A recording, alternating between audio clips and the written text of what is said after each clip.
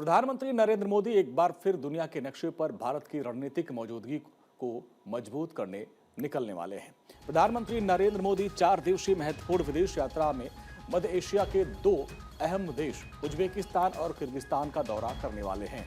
ये दौरा ऐसे वक्त में हो रहा है जब मध्य एशिया भू राजनीतिक और व्यापारिक कनेक्टिविटी और सुरक्षा के लिहाज से लगातार महत्वपूर्ण होता जा रहा है।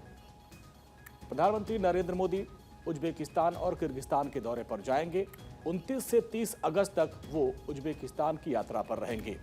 31 से 1 सितंबर तक वो फिर किर्गिस्तान की राजधानी बिश्केक में रहेंगे। बिश्केक में आयोजित हो रहे शंघाई सहयोग संगठन की बैठक में हिस्सा लेंगे।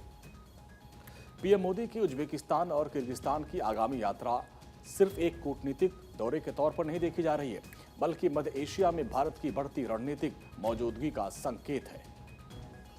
अब इसके मायने क्या है? भारत और उज्बेकिस्तान के बीच एकेडमिक आदान प्रदान और लोगों के बीच संपर्क अहम है। ये संपर्क दोनों देशों के रिश्तों को एक और अलग मुकाम पर ले जाने और रिश्तों को गहरा करने के में अपनी अहम भूमिका निभाएगा। भारत और उज्बेकिस्तान के संबंधों की ऐतिहासिक जड़ें भी काफी पुरानी हैं।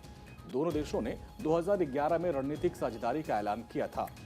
उज्बेकिस्तान की यात्रा के बाद प्रधानमंत्री नरेंद्र मोदी किर्गिस्तान जाएंगे और वहां 26वें एससीओ शिखर सम्मेलन में हिस्सा लेंगे। ऐसे में आपको एससीओ संगठन के बारे में बताते हैं। एससीओ की पहचान एक आर्थिक और सुरक्षा समूह के तौर पर की जाती है। इसमें भारत, चीन, रूस, Pakistan, Iran, Kazakhstan, Kyrgyzstan, Tajikistan और उज्बेकिस्तान शामिल हैं। एससीओ के सदस्य देशों में दुनिया की करीब 40% आबादी रहती है। ये देश पूरी दुनिया की 20% जीडीपी की हिस्सेदारी रखते हैं। एससीओ की स्थापना साल 2001 में शंघाई, चीन में की गई थी। एससीओ की स्थापना क्षेत्रीय सुरक्षा, आर्थिक सहयोग, सांस्कृतिक संबंधों को बढ़ावा देने के मकसद से की गई थी। ये संगठन आतंकवाद, अलगाववाद के खिलाफ ज्वाइंट रूप से लड़ाई लड़ने के पर जोर देता है।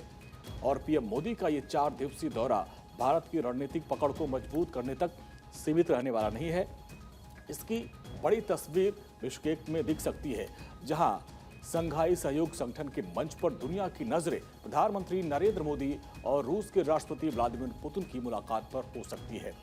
और ऐसे में ये मुलाकात सिर्फ 2 नेताओं की मुलाकात नहीं होगी, बल्कि दुनिया को भारत रूस के मजबूत और स्वतंत्र रणनीतिक साझेदारी का भी संदेश देने वाला एक अहम कूटनीतिक क्षण साबित हो सकता है।